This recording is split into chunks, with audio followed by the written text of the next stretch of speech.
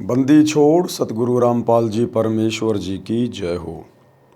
परमपिता परमात्मा सारी सृष्टि के रचनहार, कुल मालिक, असंख्य ब्रह्मांडों के स्वामी, जगत गुरु, तीनों लोकों में प्रवेश करके सबका भरण पोषण करने वाले राजाधिराज, आत्माधार, नाथों के नाथ, देवों के देव, महादेव, सर्वेश्वर, महेश्वर, मृत्युंजय, अजरो अमर, आदि अनादि सनातनी प्रभु, जगत पिता जगदीश्वर, श्री श्री 1008 की उपाधि के वास्तविक अधिकारी,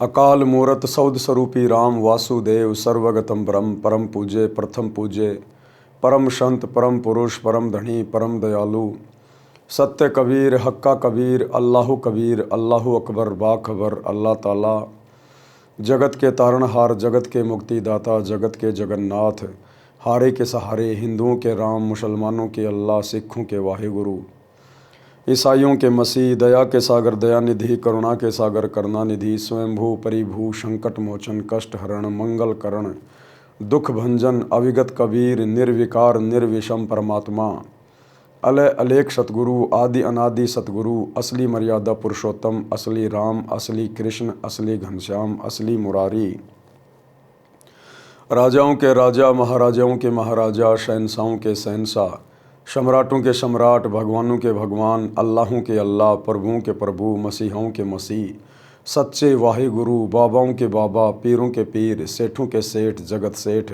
सावड़सा सेठ, सर्वगुण संपन्न, अनंत कोटि कलाओं के स्वामी, अनंत कोटि ब्रह्मांडों के नायक, योगियों में महायोगी, ध्यानियों में महाध्यानी, सिद्धों में परम सिद्ध, ज्ञानियों में तत्व ज्ञानी, ब्रह्म ज्ञानी, महाज्ञानी, परम ज्ञानी, सर्वश्रेष्ठ ज्ञानी, विज्ञानी, युवा कबीर, समृत कबीर, असमवात, अमित ओजा, सच्चे रहनुमा, करीम अल्लाह, सुभान अल्लाह, दुनिया के अंतिम पैगंबर, 8 सितंबर 1951 से गांव धनाना, जिला सोनीपत, हरियाणा, भारतवर्ष की पावन भूमि पे प्रकट रियल कल की भगवान श्री नारायण साकार हरि, श्री बाबा साहिब नूर अनंत परमात्मा, संत शिरोमणि सतगुरु रामपाल जी परमेश्वर जी के चरण कमल में साध संगति से जुड़े हुए देश विदेश से आप और हम सभी सत्सेवक भाई बहनों का अनंत कोटि दंडवत प्रणाम। सत्साई भाई और बहनों, दया परमपिता परमेश्वर जी की, सतगुरु रामपाल जी की, जिनके विशेष आशीर्वाद से, शुभ आशीर्वाद से, उन्हीं के कर कमल से लिखित पवित्र पुस्तक जीने की राह के ऊपर वीडियो बनाने की श्रृंखला जारी है। इसी श्रृंखला में आज हमारा ये 9वें नंबर का वीडियो है। प्रत्येक वीडियो में गुरुदेव भगवान के आशीर्वाद से जगत व भगत सभी भाई बहनों को भक्ति मार्ग से संबंधित बहुत ही अच्छी अच्छी बातें सीखने और समझने को मिल रही हैं। यदि आपने अभी तक जीने की राह पुस्तक के ऊपर बन रहे वीडियो शुरू से देखने शुरू नहीं किए हैं तो आप जी से प्रार्थना करेंगे पार्ट नंबर 1 से देखना अवश्य शुरू करें, क्योंकि पार्ट नंबर 1 वीडियो की भूमिका होती है और भूमिका को अच्छे से समझे बिना आगे की वीडियो समझना थोड़ा मुश्किल होता है। तो भाई और बहनों, हमें पिछले वीडियो में किस प्रकार से गुरुदेव भगवान ने समझाया कि बच्चों को अपने वृद्ध माता पिता की किस प्रकार से सेवा करनी चाहिए, क्योंकि वे माता पिता बचपन में आप और हमारा किस प्रकार से जी जान लगाकर पालन पोषण करते हैं, हमारे को प्यार देते हैं। माता अपने बच्चों को सूखे वस्त्रों में सुलाती है, स्वयं उसके पेशाब से गीले हो चुके वस्त्रों में सोती है। पिता कैसे दिन रात एक करके मेहनत करके उसके भरण पोषण का, उसकी पढ़ाई लिखाई का खर्चा उठाता है। तो माता पिता की भी अपने बच्चों से एक आशा होती है, उम्मीद होती है कि जिस प्रकार बचपन में हम इस बच्चे की हर प्रकार से परवरिश कर रहे हैं, पालन पोषण कर रहे हैं, इसकी हर प्रकार की जो डिमांड है उसको पूरा कर रहे हैं, इसी प्रकार माता पिता की भी आशा होती है कि बुढ़ापे में हमारा पुत्र और पुत्र वधू इसी प्रकार से हमें प्यार प्रेम से बोले और हमारी हर संभव सेवा करने का प्रयास करें। और यदि माता पिता की आशाओं के विपरीत बेटा या बेटी या पुत्र वधू अपने माता पिता के या सास ससुर के साथ अच्छा व्यवहार नहीं करते हैं तो उनकी आत्मा दुखी होती है। और आत्मा आप चाहे किसी की भी दुखी कर दीजिए, चोट परमात्मा को पहुंचती है। तो वो बच्चे, वो पुत्र वधू, वो भी कभी अपने जीवन में सुखी नहीं रह सकते। इसलिए हमने हर संभव संतों के सत्संगों को सुनना चाहिए, क्योंकि सत्संग सुने बिना हमें आध्यात्मिक ज्ञान नहीं हो सकता।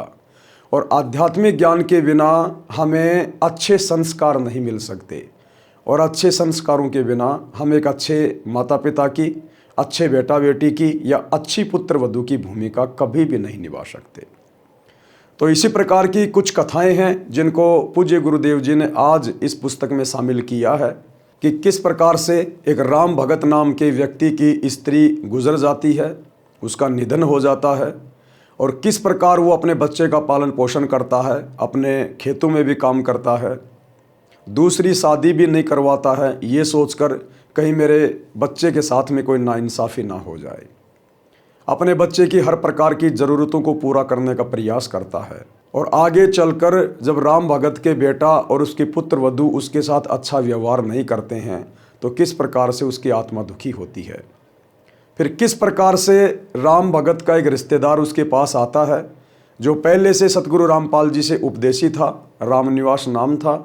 वो राम भगत को समझा बुझाकर सतगुरु रामपाल जी के सत्संग में लेकर जाता है, उसको उपदेश दिलवाता है, और धीरे धीरे राम भगत भी अपने परिवार को, अपने पोता पोतियों को, पुत्र वधू को सत्संग से जोड़ने का प्रयास करता है। और एक समय वो सफल हो जाता है अपनी पुत्र वधू को और अपने दोनों पोतों को सत्संग में ले जाकर। उसके बाद कैसे उस पुत्र वधू का जीवन बदल जाता है, कैसे उसके विचार बदल जाते हैं, और अब आगे की जानकारी हम पूज्य गुरुदेव जी के कर कमल से लिखित इस पुस्तक के माध्यम से प्राप्त करते हैं। पवित्र पुस्तक जीने की राह, पार्ट नंबर 9, पेज नंबर 65। पिता बच्चों की हर संभव गलती क्षमा कर देता है। परमात्मा कबीर जी ने कहा है कि पिता अपने पुत्र पुत्री के सर्व अपराध क्षमा कर देता है। अवगुण मेरे बाप जी बख्शो गरीब नवाज, जो मैं पूत कपूत हूँ तो भी पिता को लाज। शब्दार्थ, परमात्मा सभी प्राणियों का पिता है।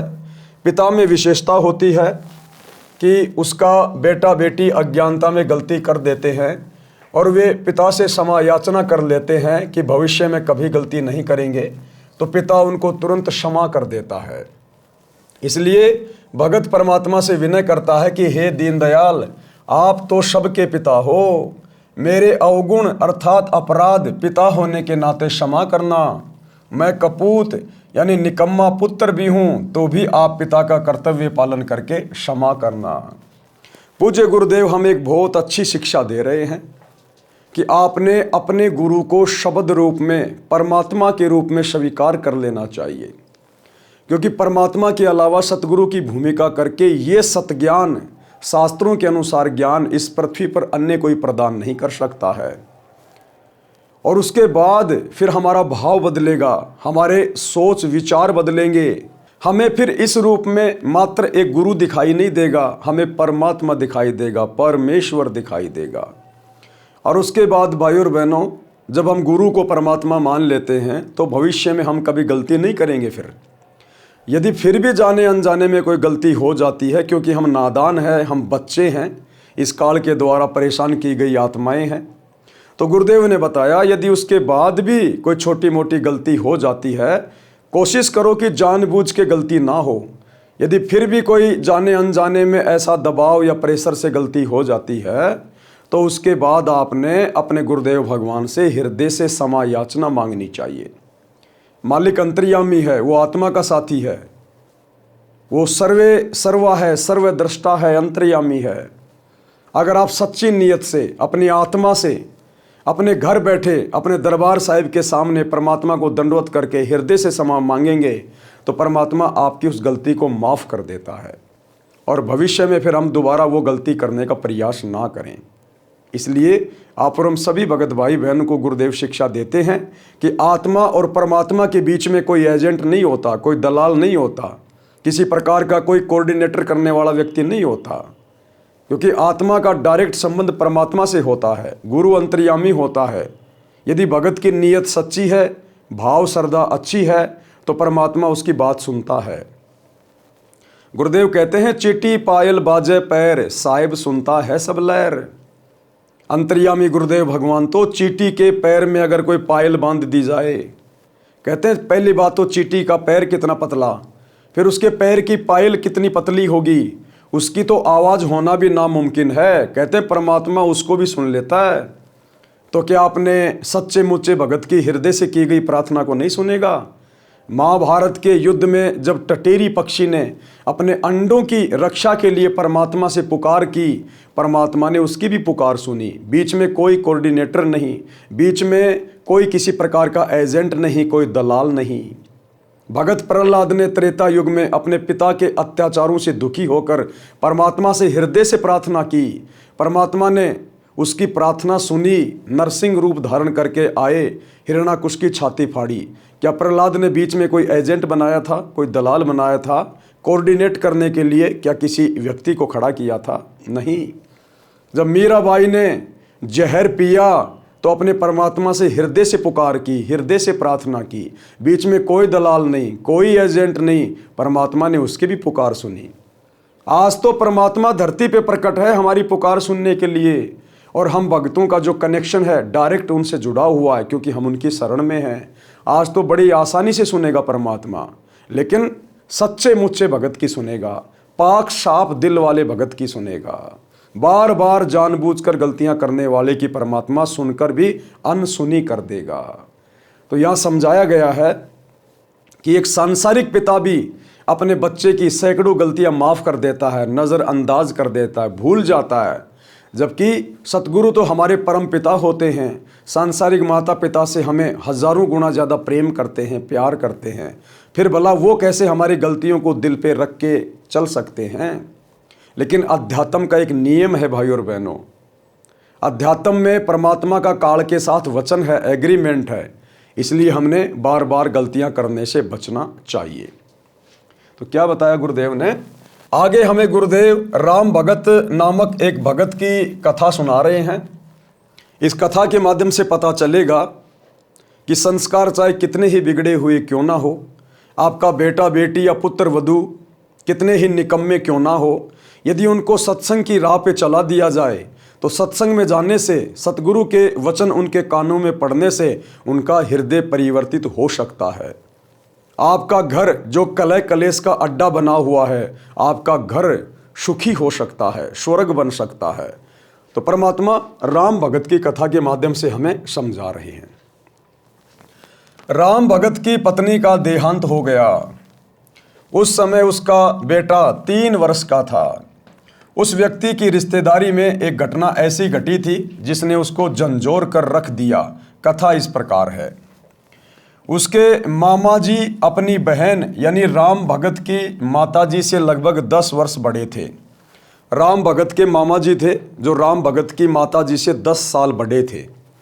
तो उनके जीवन में एक घटना घटी थी जिससे शिक्षा लेकर राम भगत ने दोबारा से शादी करने का विचार अपने दिलो दिमाग से त्याग दिया।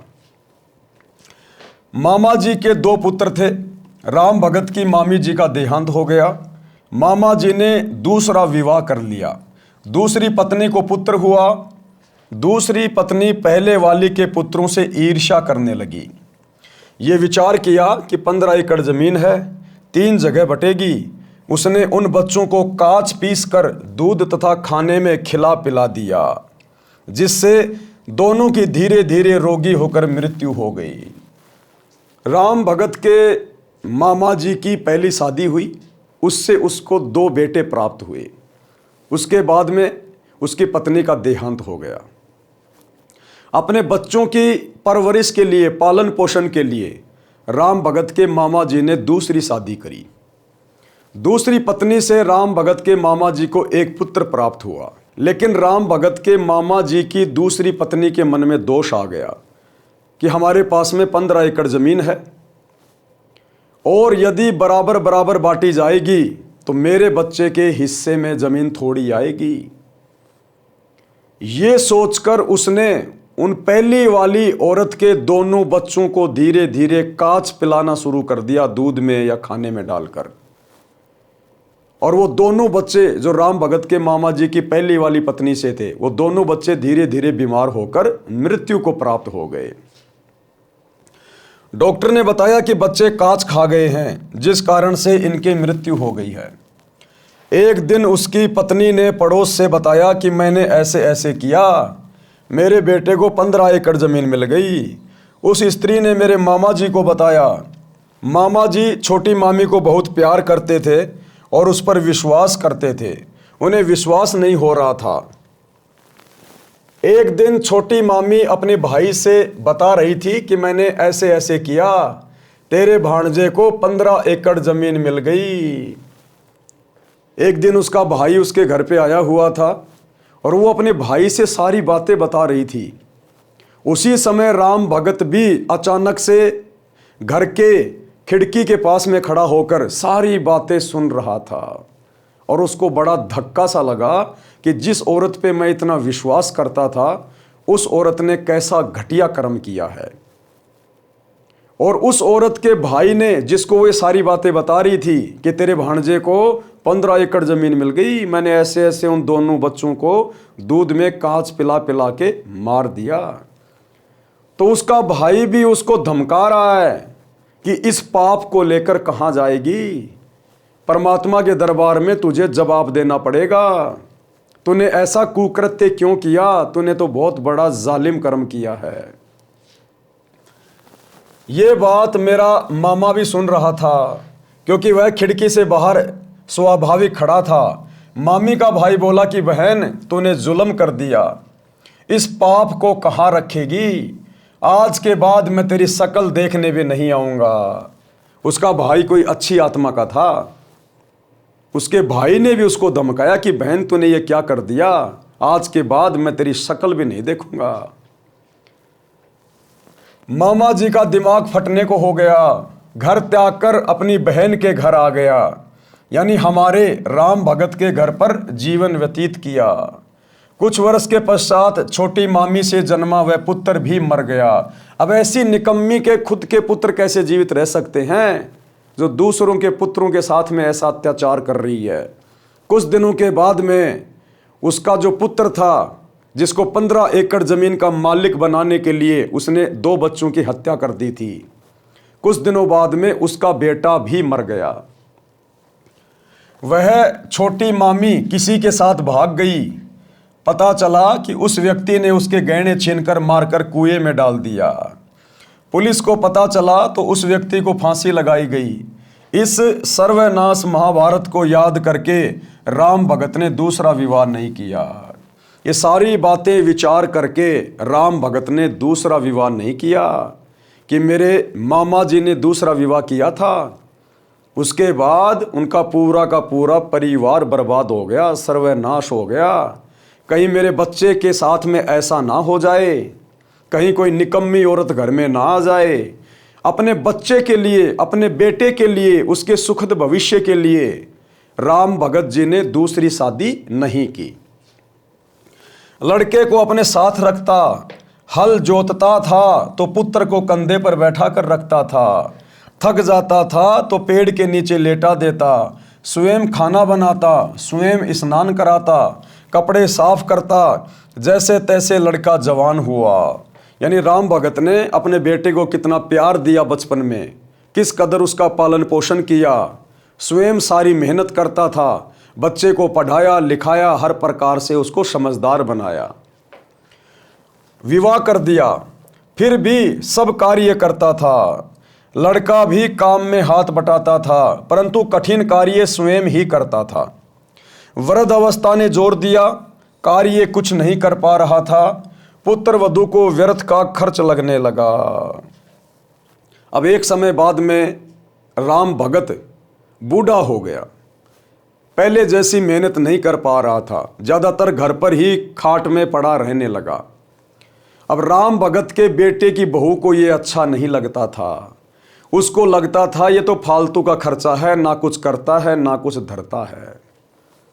अब भाई और बहनों, यहाँ पर 2 बातें हैं, क्योंकि हमने निष्कर्ष निकाल के चलना है। खाली ये कथाएं नहीं पढ़नी है, हमने इन कथाओं से शिक्षा लेनी है। सबसे पहली बात तो राम भगत, जिसने पूरी जिंदगी बैल की तरह कमा कमा के केवल अपने बच्चे को सुखी देखना चाहा और परमात्मा की भक्ति नहीं की, जबकि सुखी जीवन परमात्मा की भक्ति से मिलता है। बच्चे आपको सुखी जीवन नहीं दे सकते। बच्चों का संस्कार अलग है, आपका संस्कार अलग है। अगर वो राम भगत शुरू से परमात्मा की भक्ति भी ले लेता, सतगुरुदेव भगवान से उपदेश ले लेता, तो उसके बच्चे में और उसकी पुत्र वधू में अच्छे संस्कार प्रफुल्लित होते। और अच्छे संस्कार वाले बेटा बेटी फिर अपने माता पिता को दुखी नहीं करते, उनको बोझ नहीं समझते, व्यर्थ का भार नहीं समझते उनको।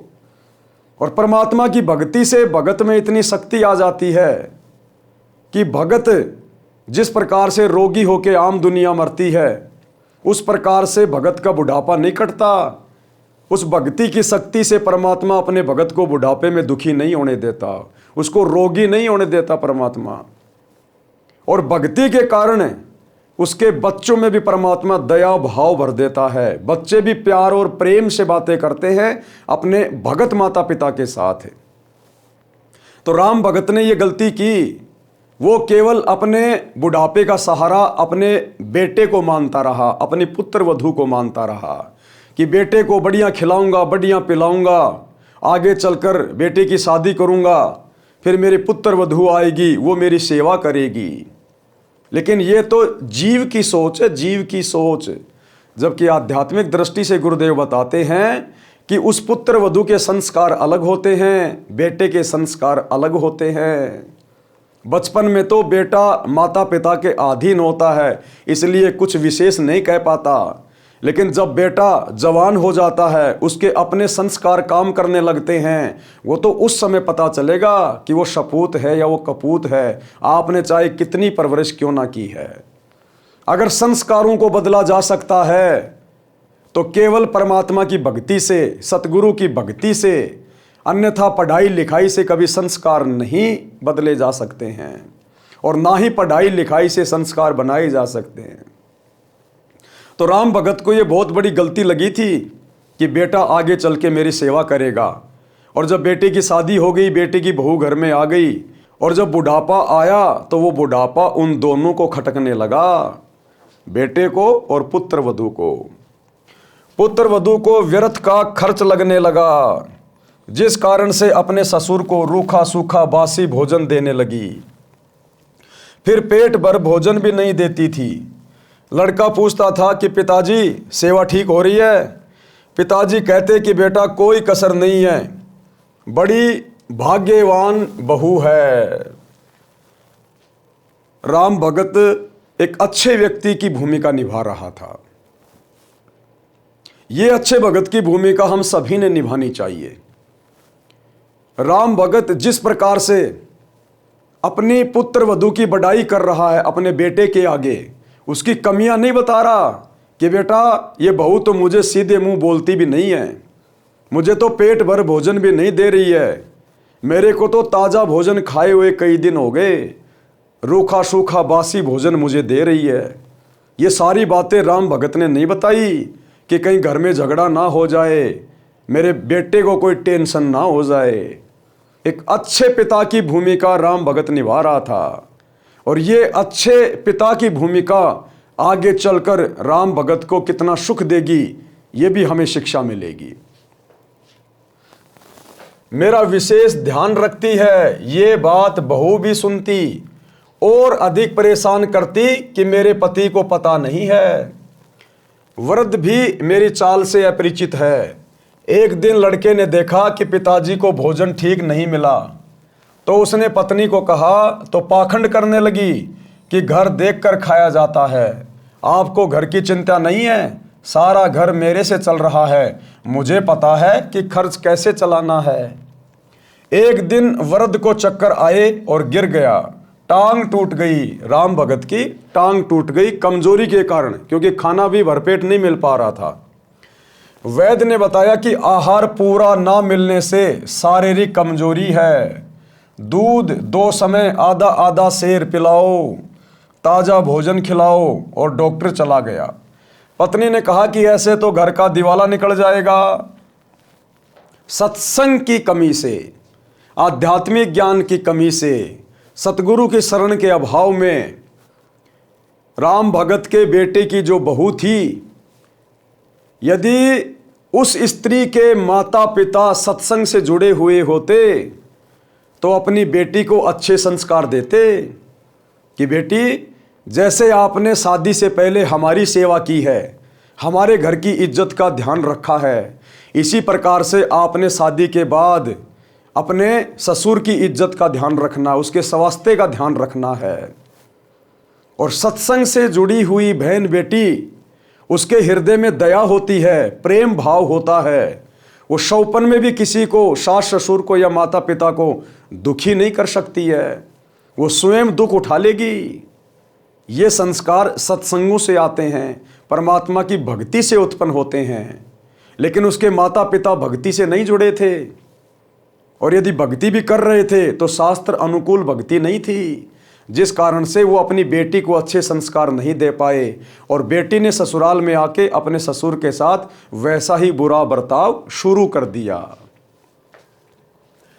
पति यानी लड़के को भी बात पसंद आई। अब राम भगत के बेटे को भी ये बात पसंद आ गई अपनी पत्नी की। जब उसकी पत्नी ने कहा कि घर देखकर चलाया जाता है, इस बुड्ढे के लिए मैं कहां से लाऊंगी अच्छा अच्छा खाना, ताजा ताजा खाना, घर देख के चलाया जाता है, ऐसे तो दिवाला निकल जाएगा घर का। तो राम भगत का बेटा भी अपनी पत्नी की बातों से सहमत हो गया। वो बेटा, जिस बेटे को राम भगत ने भगवान की भक्ति से ज्यादा महत्व दिया, जिस बेटे के ऊपर वो उम्मीद लगा के बैठा हुआ था, क्या राम भगत ने अपने बेटे को संस्कार नहीं दिए? क्या राम भगत कोई बुराई करता था? नहीं। लेकिन देखो कैसे आगे चलकर उसके बेटे के संस्कार अलग निकले और राम भगत के संस्कार अलग निकले। इसलिए परमात्मा कहते हैं संस्कार पढ़ाई लिखाई से नहीं बनाए जा सकते। माता पिता चाहे कितने संस्कारी हैं, उनके बेटा बेटी उनकी बेइज्जती का कारण बन जाते हैं, बेइज्जती का कारण है। तो ये संस्कार हमारे पिछले जन्मों के होते हैं। इन संस्कारों को यदि कम किया जा सकता है तो केवल परमात्मा की भक्ति से किया जा सकता है। संस्कारों में परिवर्तन सच्चे सतगुरु की भक्ति से हो सकता है। तो राम भगत जिस बेटे को पाल पोस के अपने बुढ़ापे का सहारा समझ रहा था, दूसरी शादी भी नहीं की उसने, आजीवन बैल की तरह कमाता रहा। और अब वही बेटा अपने पिता से ज्यादा अपनी पत्नी को महत्व दे रहा है। पति यानी लड़के को भी बात पसंद आई, वृद्ध की कोई परवाह नहीं की। वृद्ध के ससुराल वाले चोट लगने की खबर सुनकर मिलने आए। अब राम भगत के ससुराल वाले उसको चोट लगने की खबर सुनकर उसका हालचाल जानने के लिए आए। उन्होंने पूछा कि बेटा बहू ठीक सेवा कर रहे हैं क्या? राम भगत ने कहा कि पूछो ना, ऐसे पुत्र तथा पुत्र वधू सबको दे भगवान, मेरे को कोई कष्ट नहीं होने देते। ये तो कोई कर्म की मार से चोट लग गई है। यानी भाइयों और बहनों, राम भगत तो नहीं था उस समय तक, लेकिन जो लक्षण थे उसके अंदर, जो आचार विचार व्यवहार था, वो बिल्कुल भगत वाला था। इतना सब कुछ सहन करने के बाद भी अपने बेटा और अपने बेटी को एक नंबर का बता रहा है। उनके विषय में कोई गिला शिकवा नहीं कर रहा किसी के सामने। उसी गांव में दो बहनों का विवाह हुआ था, एक का राम भगत से, दूसरी का पड़ोस में। जब वे अपनी दूसरी लड़की के घर गए तो पता चला कि उस राम भगत की कोई सेवा नहीं हो रही है। लड़का भी निकम्मा है। ये बात ससुराल वालों के गले नहीं उतरी, क्योंकि वे राम भगत के मुख से सुनकर आए थे कि सेवा में कोई कसर नहीं है। वे कुछ समय बाद पुनः राम भगत के घर गए तो उस समय वह बासी रोटी पानी में भिगो भिगो कर खा रहा था। जब राम भगत के ससुराल वालों ने अपनी आंखों से देख लिया कि सूखी रोटी, बासी रोटी पानी में भिगो भिगो के खा रहा है, तब जाकर उनको यकीन हुआ कि इसके साथ में कैसा दुर्व्यवहार हो रहा है। इस बात को देखकर राम भगत के ससुराल वाले उसे अपने साथ अपने घर पे ले गए, जो कि सतगुरु रामपाल जी के भगत थे। क्योंकि भगत के अंदर दया भाव होती है, प्रेम भाव होता है।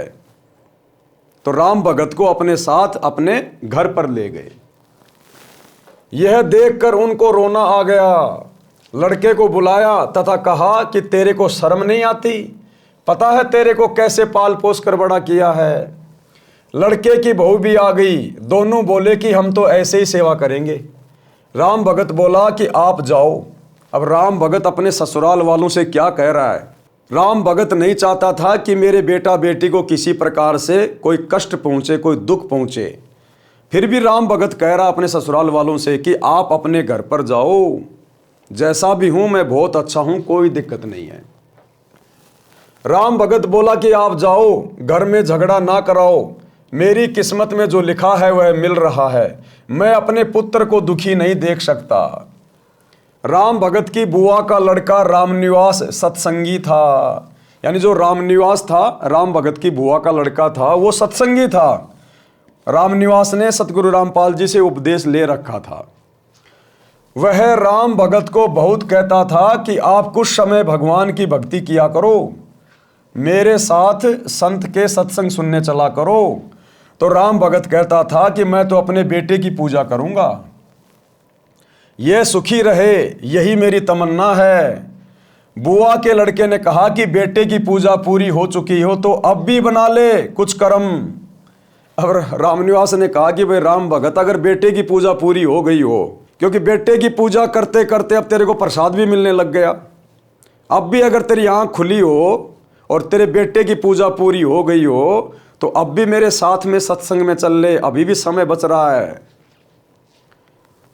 बुआ के लड़के ने कहा कि बेटे की पूजा पूरी हो चुकी हो तो अब भी बना ले कुछ कर्म। फिर भी यही कहा कि बेटे बहू को देख देख कर जी रहा हूं। बहुत कहने के पश्चात राम भगत अपनी बुआ के लड़के रामनिवास के साथ सत्संग में गया। अब राम भगत का भाग्य उदय हो गया, परमात्मा की दया हुई।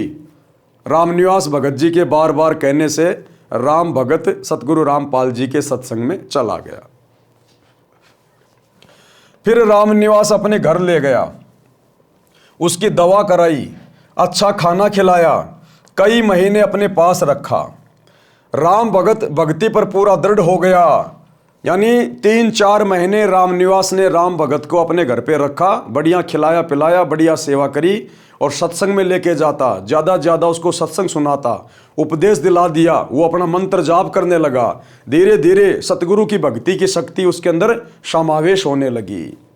तो फिर एक दिन राम भगत वापस अपने घर को चला।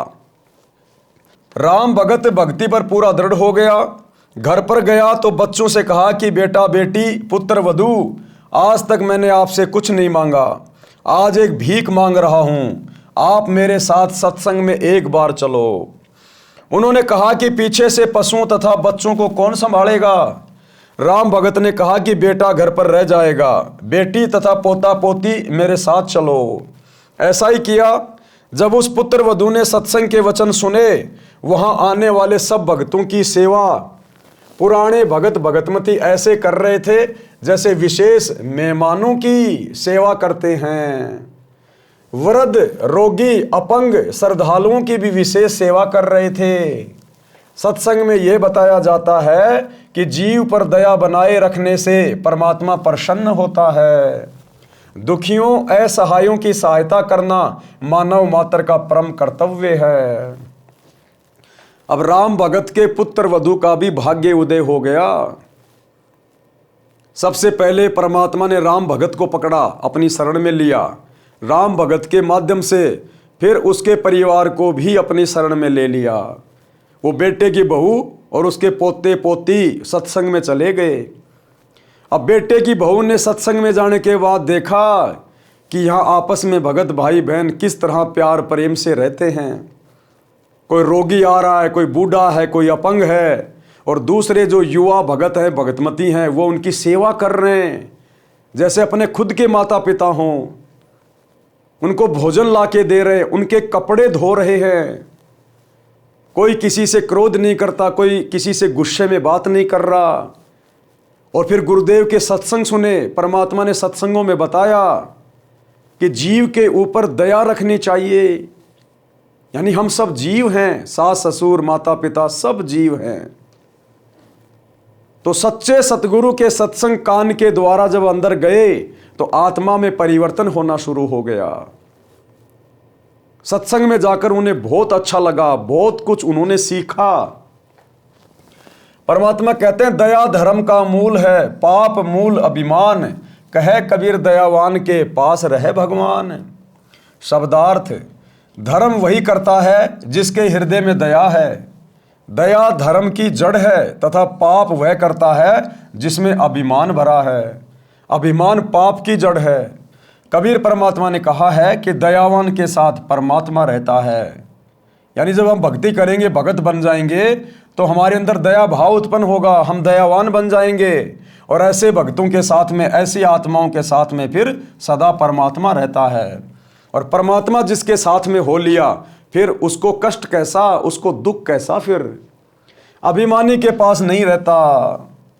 राम भगत की पुत्र वधू जिस भगतमती के पास बैठी थी, वह बोली कि बहन आप भी कुछ सेवा कर लो। सत्संग वचन, अब गुरुदेव के सत्संगों में क्या बताया गया, राम भगत के पुत्र वधू ने क्या सुना अपने गुरुदेव के मुख कमल से जब सत्संग सुनाया जा रहा था। यानी सतगुरु रामपाल जी भगवान ने सत्संग में क्या बताया।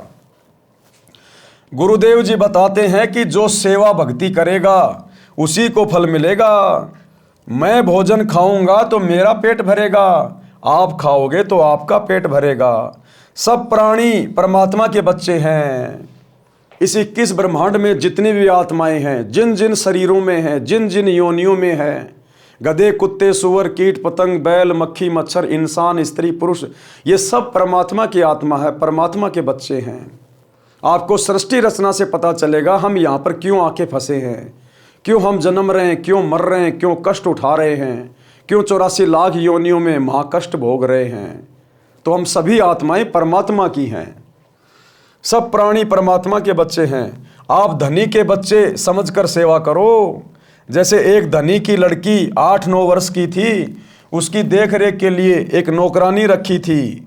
वह उस लड़की को गर्मियों में स्कूल छोड़ने जाती थी, तो उस लड़की के ऊपर छाते यानी छतरी से छाया करके चलती थी, खुद धूप सहन करती थी, जिससे धनी खुश रहता था और नौकरानी को तनख्वाह देता था। आप सब ये विचार करके अपने पराइयों का ध्यान रखें, चाहे सास ससुर हो, चाहे कोई भी हो। अगर हम किसी की सेवा करें, सेवा का मौका मिले, तो अपने खुद के माता पिता समझकर, परमात्मा के बच्चे समझकर कि हम तो उस परमात्मा के नौकर हैं सतगुरु के, और ये बाकी सब सतगुरु के बच्चे हैं। और सतगुरु अंतर्यामी है, सब कुछ देख रहा है, हमारे आचार विचार व्यवहार को, हमारी सेवा बंदगी को वो अंतर्यामी हर समय देखता रहता है। सास ससुर की सेवा, छोटे बड़े की सेवा, सबका सम्मान करना आप जी का परम कर्तव्य है। यदि आप अपने सास ससुर माता पिता या अन्य आश्रितों की सेवा करोगे, तो परमात्मा आपकी सेवा का प्रबंध करेगा। आप अपने छोटे बड़े बच्चों को भी सत्संग में साथ लाया करो। बच्चों में भी छोटे बड़ों की सेवा करने, अच्छा व्यवहार करने के संस्कार पड़ेंगे। वे बच्चे बड़े होकर आपकी, यानी जब आप बूढ़े हो जाओगे तब भी ऐसे ही सेवा करेंगे। क्यों? क्योंकि उन बच्चों ने बचपन से वही चीजें देखी हैं कि सत्संग में कैसे बड़े बूढ़ों की सेवा की जाती है, घर में मेरे माता पिता कैसे मेरे दादा दादी की सेवा कर रहे हैं, तो बच्चे में फिर वही गुण विकसित होने लग जाते हैं। जैसे बेटी एक बाप माँ को छोड़कर नए माता यानी सास पिता ससुर के पास जाती है, यानी पीहर से कोई लड़की जब ससुराल जाती है तो नए माता पिता के पास जाती है। अब जन्म के माता पिता तो इतने साथी थे, उन्होंने पाल पोस कर नए माता पिता को सौंप दिया। सास ससुर का कर्तव्य है कि आने वाली बेटी को अपनी बेटी की तरह प्यार दें। भेदभाव शौपन में भी नई बेटी वह अपनी जन्म की बेटी में ना करें, जो झगड़े की जड़ है। पुत्र वधू को चाहिए कि नए घर की परिस्थितियों के अनुसार अपने आप को ढाले, माँ के घर वाले बर्ताव को कम प्रयोग करे। यानी ससुराल में जाने के बाद पहले माता के घर में पीहर में हम जो मर्जी किया करते थे, छोटा मोटा लड़ाई झगड़ा कर लिया करते थे, किसी चीज़ के लिए जिद पकड़ के बैठ जाया करते थे। तो गुरुदेव कह रहे ससुराल में जाने के बाद अपने व्यवहार में भी बदलाव लाना चाहिए। अब पुत्र वधू का घर परिवार यही ससुराल है। शिक्षा कथा, अब गुरुदेव ने सत्संग में फिर ये क्या और शिक्षा दी, एक नई कथा बताई। यानी राम भगत की और उसके परिवार की जो कथा है वो तो चल ही रही है। जब राम भगत की पुत्र वधू वहां आई, उसने देखा, सेवा भाव देखा, और उसके बाद जब गुरुदेव सत्संग करने लगे तो सत्संग में गुरुदेव ने और किस कथा का जिक्र किया? शिक्षा कथा। एक पुत्र वधू अपनी सास को बहुत दुखी रखती थी। उसको फटे हुए मिट्टी के घड़े के टुकड़े यानी ठीकरे में भोजन खिलाती थी। एक पुत्र वधू थी, वो अपनी सास को बहुत ज़्यादा दुखी करती थी। और जैसे मटका वगैरह फूट जाता है, पहले के समय में जब कोई मटका वगैरह फूट जाता था तो उसमें जो है कुत्तों को छाछ वगैरह रखा करते थे। तो वो पुत्र वधू अपनी सास को उस टूटे हुए ठीकरे में यानी उस मटके के फूटे हुए टुकड़े में खाना खिलाती थी। जैसे कुत्तों को खिलाते हैं, कभी कभी साफ करती थी। उसके लड़के का विवाह हुआ, कुछ समय उपरांत सास की मृत्यु हो गई। तब वह अपनी पुत्र वधू से बोली कि इस ठीकरे को फोड़कर बाहर फेंक दे। कुछ समय बाद में उस औरत का लड़का बड़ा हो गया, उसकी शादी हो गई, उसके बेटे की बहू घर आ गई। उधर से उसकी सासू मर गई, जिसके साथ वो अच्छा व्यवहार नहीं करती थी। जब सासू मर गई तो उस स्त्री ने अपने बेटे की बहू से कहा कि इस ठीकरे को बाहर जाके फोड़ दे। तो उस पुत्र वधू ने कहा कि फोड़ूंगी नहीं,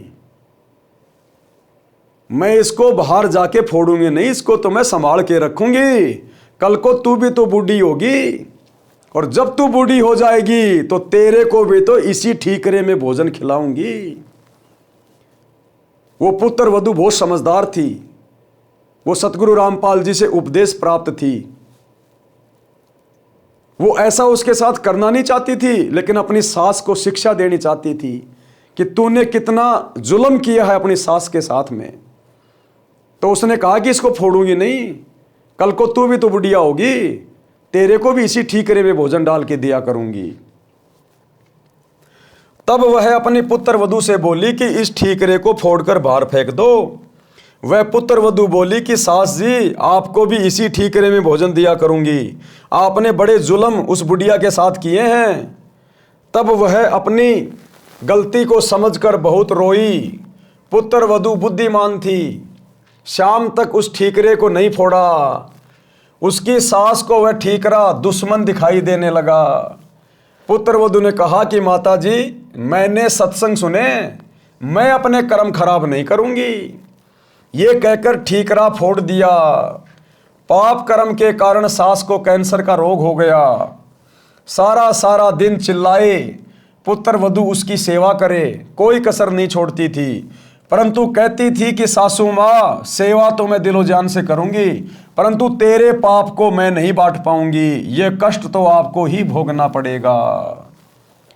इन दिनों को याद रखकर, इन बातों को याद रखकर यदि हम सतगुरु की शरण प्राप्त करेंगे तो भाइयों और बहनों, हम ऐसी गलतियां कभी भविष्य में नहीं करेंगे। यदि आप ऐसी गलतियां नहीं करते हैं और आपने उपदेश भी नहीं ले रखा है, आपकी आत्मा बहुत अच्छी है, आपके अंदर दया है, लेकिन फिर भी भाइयों और बहनों, सत्संग के बिना, सच्चे सतगुरु की शरण के बिना हमारे भाग्य में आने वाले संकट नहीं कटेंगे। आप बहुत अच्छी आत्मा के हैं, आप सबकी सेवा करते हैं, और आपके भाग्य में अचानक से कोई रोग होना लिखा है, एक्सीडेंट होना लिखा है, आपकी दोनों टांगे उसमें कटनी है। बताओ, उसको कौन टालेगा? उस संस्कार को कौन मिटाएगा? आपका दया भाव नहीं मिटाएगा, आपकी अच्छाई आपके संस्कार को नहीं काटेगी, संस्कार को तो सतगुरु की भक्ति काटेगी। इसलिए आप अच्छे हैं या बुरे हैं, लेकिन अपने आगे के भविष्य के लिए आपने सतगुरु की शरण लेना अति आवश्यक है। और सच्चा सतगुरु धरती पर केवल वर्तमान में एक ही है, सतगुरु रामपाल जी। यदि सत्संग सुने होते तो ये दिन नहीं देखने पड़ते। अब वो पुत्र वधू अपनी सास को समझा रही है, जिसको कैंसर हो गया था, बहुत ज़्यादा रोती थी, चिल्लाती थी, पीड़ा भोग रही थी। तो पुत्र वधू कह रही है कि सासू जी, सेवा तो मैं आपकी दिलो जान से करूंगी, लेकिन आपके जो पाप कर्म है, जिनके कारण आप ये कष्ट भोग रही हैं, ये पीड़ा तो आपको ही सहन करनी पड़ेगी। अगर समय रहते जाग जाती, संत के सत्संग में जाती, थोड़ी बहुत भक्ति करती तो अपनी सासू की भी सेवा करती डर के भगवान से कि आज इसकी सेवा मैं नहीं करूंगी तो कल को मेरी कौन करेगा, तो ये पाप कर्म करने से बच जाती। तो साथ में वो अपनी सासू को भी समझाती थी। यदि सत्संग सुने होते तो ये दिन नहीं देखने पड़ते। तब उस जालिम औरत ने कहा कि बेटी, मैं महापापणी हूं, क्या मेरा भी उद्धार हो सकता है? मैं भी दीक्षा लेना चाहती हूं। लड़की सत्संगी घर की थी, उसको पता था कि दीक्षा लेकर भक्ति करने से पाप कर्म नष्ट होते हैं। आप चाहे कितने ही घोर पापी हैं, आपने कितने जुल्म कर रखे हैं, यदि आप अंत में उनका प्रायश्चित करके और सच्चे सतगुरु की शरण में आ जाते हैं तो सतगुरु आपके उन पाप कर्मों को धीरे धीरे नष्ट करना शुरू कर देते हैं। उसको पता था कि दीक्षा लेकर भक्ति करने से पाप कर्म नष्ट होते हैं। जिनके अधिक पाप हैं, भक्ति करने से लाभ ही होगा, पाप कम ही होंगे तथा भविष्य में मानव जन्म भी मिल जाता है। यदि मर्यादा में रहकर अंतिम श्वास तक साधना करता रहे। सत्संग में गुरुदेव जी उदाहरण देकर समझाते हैं कि जैसे किसी का कपड़ा कम मैला है तो थोड़े प्रयास से ही निर्मल हो जाता है, यदि अधिक मैला है तो 2-3 बार साबुन पानी से धोने से निर्मल हो जाता है। जिसने अधिक मैला कर रखा है तथा अन्य दाग भी लगाए हैं तो ड्राई क्लीन से साफ हो जाता है। यदि साफ करने का इरादा दृढ़ हो तो मिस्त्री का काला हुआ वस्त्र भी साफ हो सकता है। लड़की यानी पुत्र वधू को पता था कि सास जी ने तो मिस्त्री वाली दशा कर रखी है, यानी अपने पाप कर्म बहुत ज्यादा बढ़ा रखे हैं, अपनी आत्मा को बहुत ज्यादा मैला कर रखा है। फिर भी परमात्मा की शरण में अवश्य लाभ होता है। इस उद्देश्य से अपनी सासू माँ को भी दीक्षा दिला दी। कुछ समय पश्चात कैंसर में कुछ पीड़ा कम हो गई, यानी गुरुदेव भगवान के आशीर्वाद से धीरे धीरे वो स्वस्थ होने लगी। उसकी दर्द, उसकी तकलीफ धीरे धीरे कम होने लगी। सत्संग सुनकर उसे रोना आया कि माता पिता की बहू बेटों से क्या आकांक्षा होती है। मुझ पापिन ने अपने सासू जी के साथ क्या बर्ताव किया। मुझे तो ये रोग होना ही था। यदि पहले ये ज्ञान सुनने को मिल जाता तो मैं क्यों ये पाप करती। इसीलिए भाइयों और बहनों, समय से पहले गुरुदेव भगवान ने सत्संग करके, पुस्तकें लिख के आप लोगों को समझाने का प्रयास किया है, जो अभी सतगुरु रामपाल जी की शरण से कोसों दूर है, जो केवल अपने इसी जीवन को उत्तम मान रहे हैं। थोड़ी बहुत पिछले जन्मों के पुण्यों के कारण जो सुख सुविधाएं आपको प्राप्त है, आप केवल इन्हीं में मगन हो रहे हो, मस्त हो रहे हो। आप लोगों को शिक्षा लेनी चाहिए। आपके संस्कार अलग हैं, आपके बच्चों के संस्कार अलग हैं। यदि सतगुरु के शरण में नहीं आए समय रहते तो आगे भविष्य में क्या संस्कार अंगड़ाई लेंगे, कैसे कैसे कष्ट आपके शरीर पर और आपके परिवार पर आन पड़ेंगे। जिन बच्चों के भरोसे, जिनको पढ़ा लिखा के बड़े अधिकारी बना के आप निश्चिंत होके बैठे हैं कि बुढ़ापे में बच्चे सेवा करेंगे, इनकी कमाई से हम ऐश करेंगे, क्या पता वो बच्चा कल को एक्सीडेंट में मारा जाए और वो पुत्र वधू किसी और के साथ भाग जाए। कहाँ तुम्हारे बच्चे ने आपको सुख दिया, कहाँ उस बच्चे की नौकरी ने आपको सुख दिया। इंसान यदि सुखी होगा तो सतगुरु की भक्ति से, सतगुरु के आशीर्वाद से। सतगुरु जो व्यवस्था कर देगा, भगत की भक्ति के कारण, दान पुण्य के कारण, सेवा के कारण, वो यहाँ का राजा भी अपने मित्र की नहीं कर सकता है। इसलिए सतगुरु के सत्संग सुनकर उनकी शरण में आना अति आवश्यक है। यदि पहले यह ज्ञान सुनने को मिल जाता तो मैं क्यों ये पाप करती, निर्मल जीवन जीती, सासू माँ की आत्मा भी खुश करती, अपना जीवन सफल कर लेती। उपरोक्त वचन सुनकर राम भगत जी की पुत्र वधू उस अपनी सहेली पुरानी भगतमती से लिपट कर फूट फूट कर रोने लगी। अब जब गुरुदेव भगवान ने सत्संग में ये कथा सुनाई तो राम भगत के बेटे की बहू अपने साथ में बैठी दूसरी सत्संगी बहन के साथ लिपट लिपट कर रोने लगी। उसे अपने पुराने दिन याद आ गए कि मैंने मेरे ससुर जी के साथ में किस कदर बुरा बर्ताव किया, समय पे भोजन नहीं दिया, रूखा सूखा भोजन दिया। बुढ़ापे में माता पिता को प्यार प्रेम की आवश्यकता होती है, वो भी मैंने उनके साथ नहीं किया। और मेरे ससुर ने मेरे साथ कितना अच्छा बर्ताव किया। तो ये सारी बातें याद कर करके और राम भगत के बेटे की बहू फूट फूट के रोने लगी। सतगुरु के एक सत्संग ने उसके पाप कर्मों को फोड़ के रख दिया। विचार करने पे मजबूर हो गई कि कल को ये समय मेरा भी आएगा, मैं ये पाप लेके कहाँ जाऊंगी फिर। तो फूट फूट के रोने लगी। उपरोक्त वचन सुनकर राम भगत जी की पुत्र वधू उस अपनी सहेली पुरानी भगतमती से लिपटकर फूट फूट कर रोने लगी। आधा घंटे तो अपने को रोक नहीं सकी।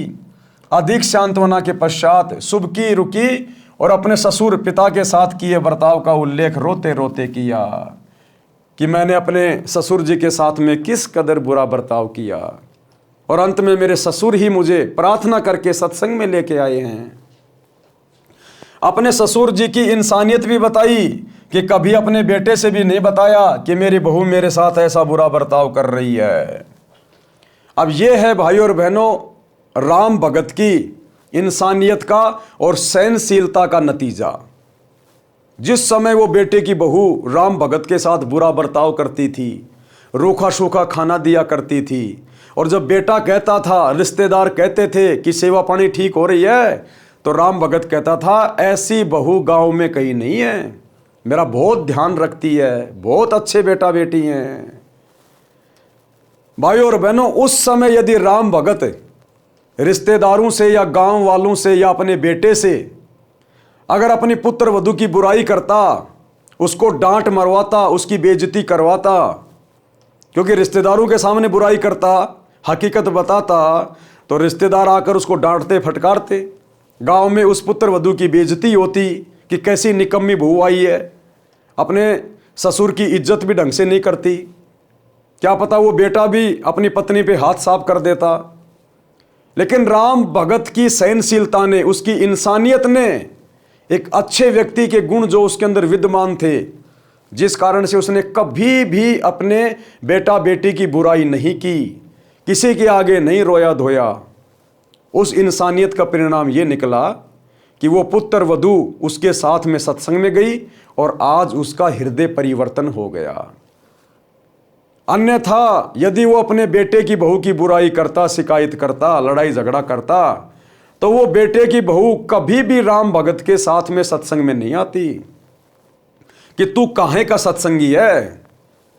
अरे सत्संगियों को तो हमने सुना है अपने गुरु पे विश्वास होता है, भक्ति पे विश्वास होता है, और तू तो सारा दिन मेरी निंदा चुगली, मेरी बुराई करने से बाज नहीं आ रहा, 24 घंटे हमारे घर में तू झगड़ा रखता है। तो वो बेटे की बहू कभी भी उसकी बातें सुन के सत्संग में नहीं आती। अगर राम भगत सहनशीलता नहीं दिखाता, तो थोड़ा बहुत वो संघर्ष नहीं करता, तो और संघर्ष किया तो अंत में परमात्मा ने पूरे परिवार को लाइन पे लाके खड़ा कर दिया। तो हमने शिक्षा लेनी है सतगुरु से, उपदेश लेने के बाद ये काल जो अन्य आपके घर में उपदेशी हैं उनके साथ आपका झगड़ा करवाएगा, आपको सही से भक्ति नहीं करने देगा, क्योंकि हमारी मर्यादा, हमारी परंपरा, हमारे नियम अन्य उपदेशी व्यक्तियों से भिन्न होते हैं, अलग होते हैं। वो हमें इतना जल्दी समझ नहीं पाते और हम उनके चक्कर में आके मर्यादा तोड़ नहीं सकते, तो परस्पर थोड़ा बहुत विरोध बन जाता है। तो ऐसे में यदि भगत या भगतमती को परिवार का कोई भी अनुपदेशी व्यक्ति दो बातें कह देता है, दो चार थप्पड़ मुक्के मार देता है, तो भगत ने सहनशीलता दिखानी चाहिए, नम्रता दिखानी चाहिए। अगर उसके साथ में वैसे लड़ाई झगड़ा करने लग गए, थप्पड़ का जवाब थप्पड़ से देने लग गए, गाली का जवाब गाली से देने लग गए, तो उस व्यक्ति का हृदय परिवर्तन कभी भी नहीं होगा, कभी भी, आपसे तो विशेषकर नहीं होगा। भले दूसरे के कहने से वो सत्संग में चला जाए, लेकिन आपके कहने से नहीं जाएगा, क्योंकि आपसे फिर वो ईर्ष्या रखने लग जाएगा विशेष, क्योंकि आपके व्यवहार में वो कोई परिवर्तन नहीं देख रहा, कोई बदलाव नहीं देख रहा। तो जिस प्रकार से राम भगत ने परिवार में झगड़ा और कलह से बचने के लिए जो समझदारी दिखाई, उसी प्रकार हम भक्तों ने भी अपनी भक्ति को सफल बनाने के लिए एक भगत के गुण अपने ऊपर धारण करते हुए इसी प्रकार की समझदारी दिखाते हुए आगे बढ़ना है। बेटे के पूछने पर यही कहता था कि बेटा किसी प्रकार की सेवा में कमी नहीं है, बड़े अच्छे घर की बेटी है, समझदार है, हमारा सौभाग्य है कि ये अपने घर आ गई, हमारा तो इस बेटी ने घर बसा दिया है। मैं पापिन ये शब्द सुनकर भी नरम नहीं पड़ी, क्योंकि मेरी आत्मा पर पाप कर्मों की परत चढ़ चुकी थी, जो 2-3 बार सत्संग सुनने के पश्चात पाप की परत उतरी है। आत्मा में अच्छे संस्कार उठने लगे। 3 दिन सत्संग सुनकर भगत राम भगत पोता पोती तथा पुत्र वधू के साथ घर पर आ गया। अब 3 दिन लगातार गुरुजी का सत्संग सुना, दोनों टाइम सुबह शाम, और बेटे की बहू को अच्छे से समझ में आ गया। अपने बुरे बर्ताव से आत्मग्लानि हो गई। ससुर जी के प्रति उसका विचार, उसका रवैया बिल्कुल बदल गया। अपने सगे पिता जैसा दिखाई देने लगा। कैसे? सत्संग के कारण, सतगुरु की शरण के कारण, सतगुरु की भक्ति के कारण। क्योंकि संस्कार सतगुरु बनाता है और ये काल हमारे संस्कारों को सत्संग के भाव से बिगाड़ता है। तो राम भगत जी 3 दिन तक सत्संग सुनकर सपरिवार अपने घर वापस आ जाते हैं। बच्चों ने भी वहाँ छोटे बच्चों को खाना खिलाने, पानी पिलाने की सेवा करते अन्य पुराने सत्संगी बच्चों को देखा तो वे भी सेवा करने लगे। अब राम भगत के पोता पोती भी सत्संग में अन्य जो छोटे छोटे बच्चे थे सेवा कर रहे थे, भंडारे में पानी पिला रहे थे, किसी को चाय पिला रहे थे, किसी को नहला रहे थे। तो वो छोटे छोटे बच्चे भी वही सेवा करने लगे वहाँ पर। उनको भी बड़ा आनंद आने लगा दूसरों की सेवा करने में। घर पर आकर अपने दादाजी के लिए पानी की बाल्टी भरकर दोनों भाई बहन लटका लाए और बोले, दादाजी स्नान कर लो। राम भगत जी ने कहा कि बच्चों, तुम्हारे पेट में दर्द हो जाएगा, इतना वजन मत उठाओ, मैं अपने आप ले जाऊंगा। बच्चे बोले कि दादाजी, सत्संग में गुरुजी ने बताया था कि सेवा करने से लाभ ही लाभ मिलता है, कोई कष्ट नहीं होता। अगर पेट में दर्द भी हो गया तो सेवा के कारण गुरुजी ठीक कर देंगे। हम रोटी खाएंगे तो हमारा पेट भरेगा, हम सेवा करेंगे तो हमें पुण्य मिलेगा। बच्चों में भी इतनी जल्दी संस्कार उत्पन्न हो गए। जैसी सेवा वो आश्रम में कर रहे थे, तुरंत घर पे आकर अपने दादाजी के लिए पानी की बाल्टी भर के लेके आ गए, गर्मा गर्म पानी की। यदि रोग भी हो तो भक्ति और सेवा से समाप्त हो जाता है। वहां आश्रम में अनेकों माई भगत बता रहे थे कि हम बीमार रहते थे, नाम लेने के पश्चात जैसी सेवा कर सके करने लगे, हम स्वस्थ हो गए। डॉक्टरों ने जवाब दे दिया था, देखो हमारी दवाइयों की पर्चियां, 4 वर्ष से उपचार चल रहा था, अब कोई दवा नहीं खाते। बच्चों ने क्या बताया दादाजी को? जब दादा ने कहा कि बच्चों ज़्यादा वजन मत उठाओ, पेट में दर्द हो जाएगा, तो बच्चों ने सत्संग में सुनी बातें बतानी शुरू कर दी कि गुरुजी ने कहा था कि अगर हम सेवा करेंगे तो हमारे को पुण्य मिलेगा, हम रोटी खाएंगे तो हमारा पेट भरेगा, और अगर कोई दिक्कत भी हो गई तो गुरुजी कह रहे थे कि भगवान तो अपनी भक्ति से रोग को भी ठीक कर देता है। हमने वहाँ बहुत सारे भगत देखे थे जो हॉस्पिटल से दुखी होके, डॉक्टरों से दुखी होके अपनी पर्चियाँ ले लेके आए थे कि हम इतने सालों से बीमार थे, हमारे ऊपर कोई दवा काम नहीं कर रही थी। जैसे ही हमने सतगुरु रामपाल जी से उपदेश लिया, तुरंत हमारा रोग समाप्त हो गया। यानी सतगुरु ने तो हॉस्पिटलों को भी फैल कर दिया, डॉक्टरों को भी फैल कर दिया। हमारे गुरुजी तो डॉक्टरों के भी डॉक्टर हैं। दास गरीब तबीब सतगुरु, बंदी छोड़ कबीर हैं। तबीब यानी वैद, वैदों का वैद भी सतगुरु है। ये हमारे शरीर और आत्मा दोनों का वैद है। तो ये सारी बातें वो अपने दादाजी को बताने लगे। परमात्मा ने वेदों का भी हवाला दिया है। ऋग्वेद मंडल 10 सूक्त 161 मंत्र 2 में भी यही प्रमाण है कि यदि रोगी मृत्यु के निकट पहुंच गया है, यानी उसको असाध्य रोग भी हो गया हो, यदि वह भक्ति पर लग जाए तो परमात्मा उसको मृत्यु के मुख से निकाल कर ले आए।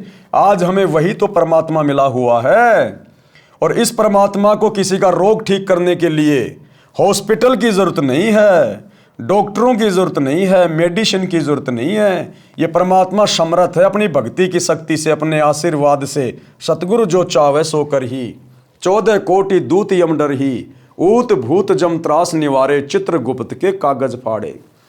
अगर धर्मराज के कागजों में भगत की रोग से मृत्यु होनी लिखी हो, परमात्मा उसको भी कैंसिल कर देगा, उसके कागज फाड़ देगा, अपने भगत की तकदीर नए सिरे से अपने हाथ से लिख देगा। उसे स्वस्थ करके 100% यानी पूरी आयु जीवन देता है। लेखक, ये लेखक शब्द क्यों लिखा है पता है लास्ट में? कि ऋग्वेद मंडल में जिस प्रकार से परमात्मा के गुण लिखे हैं ना, आज इस पुस्तक का लेखक है उन समस्त गुणों युक्त, यानी आज लेखक स्वयं धरती पर सतगुरु रूप में आपको उपलब्ध है, प्राप्त है। ये ऋग्वेद में इसी सतगुरु के विषय में लिखा हुआ है। जब सतगुरु कबीर जी धरती पर प्रकट होते हैं संत रूप में, तब वो ऐसे चमत्कार करते हैं। और निसंदेह सतगुरु रामपाल जी की शरण में आने के बाद हजारों नहीं लाखों की संख्या में आपको ऐसे भगत भाई बहन मिलेंगे जिनको देश के बड़े बड़े hospital, PGI, AIIMS, Apollo, Safdarjung, इन्होंने मना कर दिया था कि अब आगे आपका जीवन शेष नहीं है, घर जाइए। घर वालों को कह दिया था 2-3 महीने सेवा कीजिए, इससे ज़्यादा जीवन नहीं है। और जैसे सतगुरु की शरण में आए, उपदेश लिया, भक्ति शुरू की, आज वो घोड़े की तरह दौड़ रहे हैं। ऋग्वेद में लिखा है परमात्मा अपने भगत को, यदि वो मृत्यु के निकट भी पहुंच चुका है, धर्मराज के दरबार में भी यदि यम के दूत उसको ले गए हैं, परमात्मा वहां से भी अपने भगत को छुड़वा कर 100 वर्ष की आयु प्रदान कर देता है भक्ति के लिए। तो आज ये समस्त गुण धरती पर यदि एकमात्र किसी संत में हैं तो सतगुरु रामपाल जी में है, क्योंकि ये स्वयं ऋग्वेद वाला परमात्मा है। इसलिए गुरुदेव ने यहां पर लास्ट में लेखक लिखा है कि ये सारे गुण लेखक कौन है? हमारे गुरुदेव लेखक में उपलब्ध है। इतनी देर में पुत्र वधू आई। अब दोनों बच्चे और दादाजी आपस में बातें कर ही रहे थे, जो बातें गुरुदेव ने सत्संग में सुनाई थी। इतनी देर में राम भगत के बेटे की बहू आई और क्या बोली?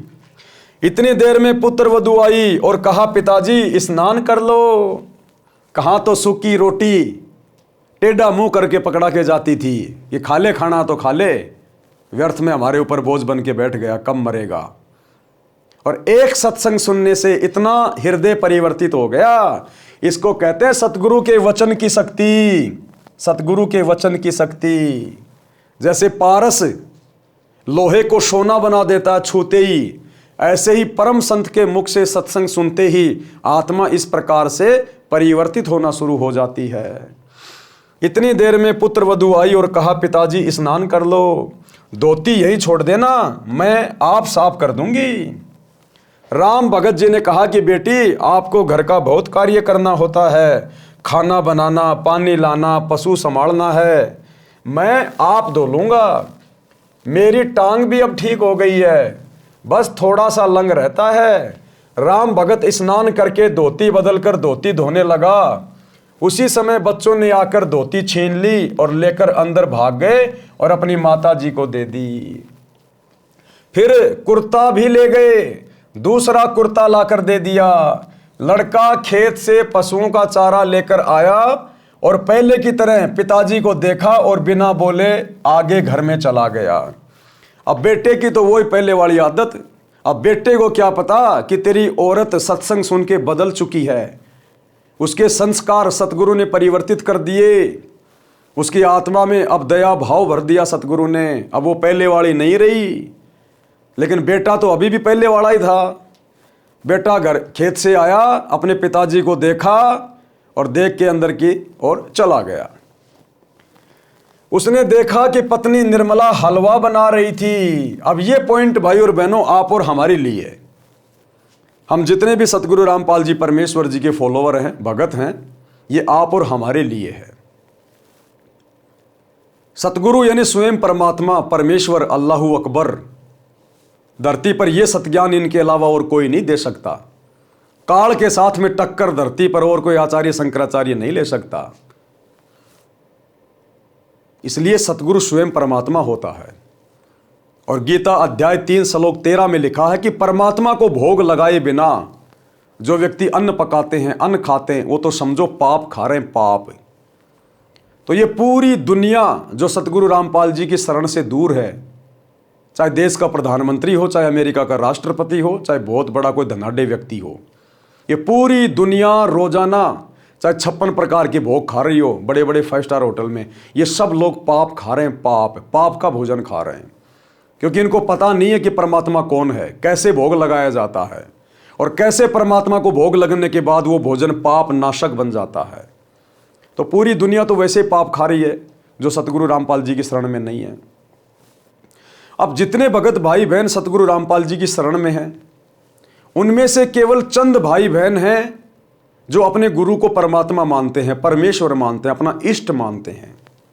वो है सात संगति से जुड़े हुए सत्सेवक भाई बहन।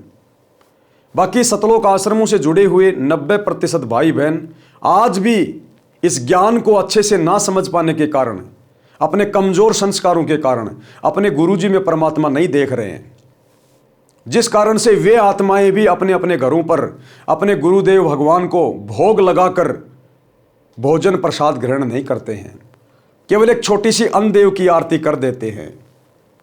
लेकिन यहां परमात्मा को भोग लगाने की बात हो रही है। और भोग लगाने की विधि क्या है अपने गुरुदेव को? हमें जो 3 समय की आरती की पुस्तक मिलती है, नित्य नियम पुस्तिका, उसमें संध्या आरती के बाद में लिखा हुआ भोग लगाने की विधि। आज लग्या साहिब को भोग दीन के टुकड़े पानी का, मोकू कहाँ ढूंढे रे बंदे मैं तो तेरे पास में। इस प्रकार की एक आरती है, कुल मिला के 40 या 42 मिनट के आसपास की।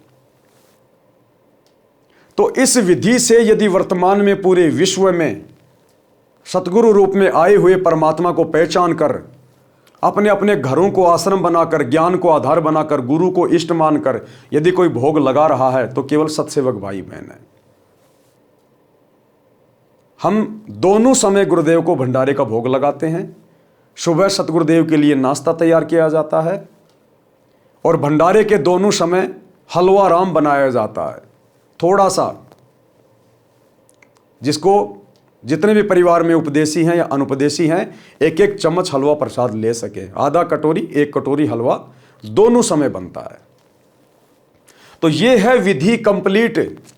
जब आपको परमात्मा की पहचान हो जाए, उसके बाद आप जी खाली अन्नदेव की आरती के साथ में भोग लगा के भोजन नहीं कर सकते। फिर तो आप अपने गुरु को परमात्मा मानकर गीता अध्याय 3 श्लोक 13 के अनुसार भोग की आरती के साथ भोग लगा के भोजन ग्रहण करेंगे। उससे पहले आप जी भोजन खा ही नहीं सकते, क्योंकि अब आपको विधि का पता चल गया कि हमने तो अपने पापकर्म कटवाने, और सतगुरु को परमात्मा मानकर भोग लगाकर भोजन खाने से हमारे पापकर्म कटेंगे। और भोग लगाने की आरती क्या है, विधि क्या है, वो नित्य नियम की पुस्तिका में लिखी हुई है। संध्या आरती के बाद, अन्नदेव की छोटी बड़ी आरती के बाद भोग लगाने की विधि। तो सभी सत्सेवक भाई बहन जो सात संगति से जुड़े हैं, वे प्रतिदिन अपने गुरुदेव भगवान को भोग लगाते हैं। सप्ताह में 1 बार तो बड़ी भोग की आरती के साथ, और बाकी दिन छोटी भोग की आरती के साथ। छोटी भोग की आरती क्या है? सभी सत्सेवक भाई बहनों के घरों में परमात्मा का बेड लगा हुआ है, गुरुदेव का आसन लगा हुआ है, गुरुदेव की चौकी लगाई जाती है। घर में जो भी भंडारा बनता है वो सबसे पहले सतगुरुदेव जी को अर्पित किया जाता है एक थाल में। और गुरुदेव भगवान को जो हम भोग लगाएंगे केवल देसी घी से बना हुआ होना चाहिए। गाय या भैंस के देसी घी से, डालडा या वनस्पति घी का प्रयोग नहीं होता। हम भाई बहन तेल में बनी सब्जी खा सकते हैं, लेकिन अपने सतगुरु को तेल से बनी हुई सब्जी का भोग नहीं लगा सकते। डालडा या वनस्पति घी तो हम भक्तों ने भी नहीं यूज करना, क्योंकि इसमें जानवरों की चर्बी आती है।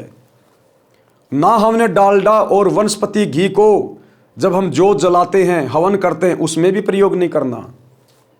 हवन में केवल गाय या भैंस का देसी घी, वो चाहे आप किसी डेयरी से लाओ चाहे किसी गांव से लाओ। और सतगुरु के लिए जो भोजन बनेगा, भले ही 4 चपाती और 1 कटोरी सब्जी की जो आप बनाएंगे, भले 1 चम्मच देसी घी से बनाओ, लेकिन सतगुरु का भंडारा जो भी बनेगा देसी घी से ही बनेगा। डालडा का प्रयोग नहीं होगा, तेल का प्रयोग नहीं होगा बिल्कुल भी। हम परिवार वाले तेल से बनी हुई सब्जी का भोजन खा सकते हैं, नो प्रॉब्लम, लेकिन सतगुरु के लिए जो सब्जी बनेगी, जो चपातियां चुपड़ेंगी, वो देसी घी में। तो इस प्रकार से फिर हम अपने गुरुदेव के जहाँ पर हमने आसन लगा रखे हैं, हम लोग एक चौकी पे वो थाल रख देते हैं। सबसे पहले मंगलाचरण करते हैं, फिर गुरुदेव भगवान से भोजन करने की प्रार्थना करते हैं कि हे परमपिता परमात्मा, सारी सृष्टि के रचनहार, कुल मालिक, कबीर परमेश्वर सतगुरु रामपाल जी भगवान, आप जी का भोग प्रसाद तैयार है। आप अपनी पवित्र रसना से इसे पवित्र करने की कृपा करें। हे परमेश्वर, भोग प्रसाद बनाते समय, लगाते समय या भोग की आरती करते समय हम तुच्छ बुद्धि जीवों से यदि कोई त्रुटि रहे तो हमें तुच्छ जानकर अक्षमा करें परवरदिगार। यानी सबसे पहले मंगलाचरण गरीब नमो नमो सतपुरुष को, जो हम भाई बहन करते हैं, लगभग 2 से 2.5 मिनट का है। उसके बाद हम गुरुदेव भगवान से भोजन प्रसाद ग्रहण करने की, उसको पवित्र करने की प्रार्थना करेंगे। उसके बाद फिर हम छोटी भोग की आरती करते हैं। उसके बाद डायरेक्ट हम वो शब्द गाते हैं, आज लग्या साहिब को भोग दीन के टुकड़े पानी का, कोई जगह पुरबला भाग सफल हुआ दिन जिंदगानी का। लगभग 7 से 8 मिनट का ये शब्द है। उसके बाद 7 से 8 मिनट की विनती है, विनती का अंग, हम विनती करते जी गुरु जी थारे आगे, साहिब थारे आगे। और इस दौरान परिवार के सभी सदस्य बारी बारी गुरुदेव भगवान के ऊपर श्रद्धा भाव से चवर करते रहते हैं और अंत में गुरुदेव भगवान के कर कमल धुलवाए जाते हैं। तो यह है छोटी भोग की आरती की विधि। और बड़ी भोग की आरती जो नित्य नियम पुस्तिका में लिखी हुई है, सेम यही विधि है, लेकिन वो थोड़ी लंबी है। उसकी शुरुआत होगी, मोकू कहाँ ढूंढे रे बंदे मैं तो तेरे पास में। उसमें साफ साफ लिखा हुआ पूरा, यानी वो कंप्लीट आरती फिर हम हर रविवार को करते हैं। बाकी दिन छोटी भोग की आरती के साथ भोग लगाते हैं। तो ये विधि है गुरु को परमात्मा के रूप में मानकर, इष्ट मानकर, गीता अध्याय 3 श्लोक 13 के अनुसार भोग लगाने की। इस विधि से फिर जब हम वो भोजन प्रसाद ग्रहण करेंगे अपने गुरु को भोग लगाने के बाद, फिर हमारे पाप कर्म हल्के होंगे, परमात्मा हमें सद्बुद्धि देगा, हमारे संस्कार बनेंगे, हमारा ज्ञान योग खुलेगा, हमें भक्ति मार्ग बहुत अच्छे से समझ में आएगा, भक्ति में हमारी रुचि बनेगी, गुरु में हमारा प्रेम उमड़ेगा, श्रद्धा भाव उत्पन्न होगा, तब हमारी बात बनेगी। क्योंकि गीता में लिखा क्यों गया अध्याय 3 श्लोक 13 में कि परमात्मा को भोग लगाए बिना जो अन्न पकाते हैं वो तो पाप खाते हैं। तो इसका मतलब कोई परमात्मा है ना धरती पे, तभी तो लिखा गया गीता में। अब उस परमात्मा को पहचानना पड़ेगा। अब उस परमात्मा की पहचान वो परमात्मा खुद करवाता है, यहां कोई परमात्मा को पहचान नहीं सकता।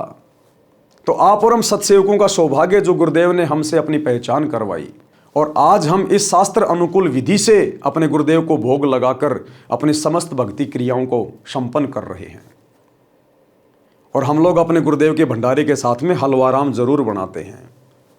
तो राम भगत की पत्नी ने क्या किया, गुरुदेव भगवान ने अपने कर कमल से लिखा है आप और हमें समझाने के लिए, जो भाई बहन अभी भी अपने गुरु को परमात्मा ना मानकर उनको भोग नहीं लगा रहे हैं। उसकी पत्नी ने फिर खाना बनाया और हलवा बनाया, और हलवा बना के, भोजन बना के सबसे पहले 2 कटोरियों में किसको भोग लगाया, अपने गुरु जी को। उसके बाद अपने ससुर जी के पास लेके गई। क्या कह रहे हैं गुरुदेव, लड़का खेत से पशुओं का चारा लेकर आया और पहले की तरह पिता को देखा और बिना बोले आगे घर में चला गया। उसने देखा कि पत्नी निर्मला हलवा बना रही थी। उसने सोचा कोई त्योहार होगा, फिर सब्जी रोटी बनाई। क्या बनाया उस बहन ने, हलवा बनाया और सब्जी रोटी बनाई, और सबसे पहले गुरु भगवान को 2 कटोरियों में भोग लगाया। क्या लिख रहे हैं गुरुदेव भगवान, आप और हम भक्तों की आंखें खोल रहे हैं कि सबसे पहले गुरु भगवान को, यानी गुरु ही भगवान होता है, गुरु ही भगवान होता है। यदि गुरु के अलावा सतगुरु से उपदेश लेकर आप किसी अन्य में भगवान देख रहे हैं, जैसे हमारे ज़्यादातर भगत भाई बहन जो आश्रमों से जुड़े हैं, वो आज भी एक दाढ़ी मूछ वाली कबीर जी के समझे जाने वाली फोटो को भगवान मान रहे हैं। तो गुरुदेव ने यहाँ पर गुरु के आगे भगवान शब्द लिखकर ये क्लियर कर दिया कि आप बहुत बड़ी गलतफहमी में जी रहे हो। अभी तक आपने ज्ञान को आधार नहीं बनाया है। जिस प्रकार सत्सेवक ज्ञान को आधार बनाकर, गुरु को भगवान मानकर, घर को आश्रम बनाकर अपने गुरु को भोग लगाकर अपनी भक्ति पूरी कर रहे हैं। अन्यथा भाइयों और बहनों, वो बेचारी पहली बार सत्संग में गई, 3 दिन उसने सत्संग सुना।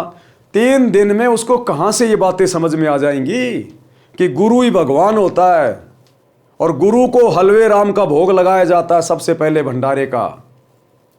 ये बातें गुरुदेव भगवान आप और हमारी आंखें खोलने के लिए इस पुस्तक में मेंशन कर रहे हैं।